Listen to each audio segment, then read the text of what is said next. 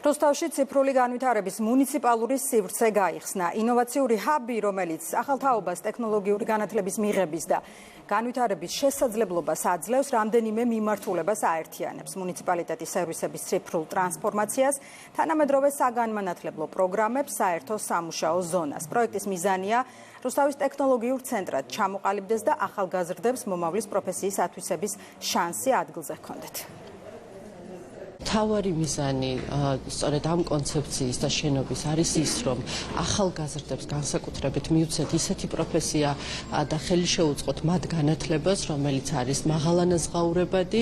ეს არის ჩვენი მთავარი მიზანი. ამასთან ერთად, რა თქმა უნდა, არის მუნიციპალური სერვისების თანამედროვე კუთხით დანახვა, გამარტივება პროცესების და იმ ციფრული ტექნოლოგიების დანერგვა, რომელიც ქალაქის მართვას გაამარტივებს, უფრო ეფექტიანს გახდის. იმედი მაქვს, რომ ამ სივრცეში დაიბადება ის ახალი იუნიკორნი, მილიარდიანი კომპანია, სტარტაპი, რომელიც არა მხოლოდ ჩვენს ქვეყანაში, არამედ მსოფლიო ბაზაზე გაუქმავს სახელს ჩვენს ქვეყანას.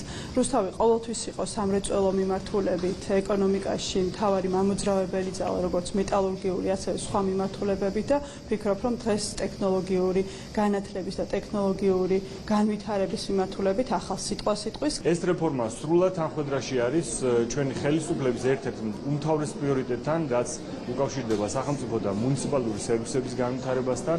აქ იქნება წარმოდგენილი როგორც საგანმანათლებლო კურსები ინფორმაციული განვითარების თვალსაზრისით, ასევე იმუშავებს მუნიციპალური ის ჯგუფი, რომელიც ეგრეთ წოდებული ჭკვიანი ქალაქის Smart Cities კონცეფციაზე იმუშავებს.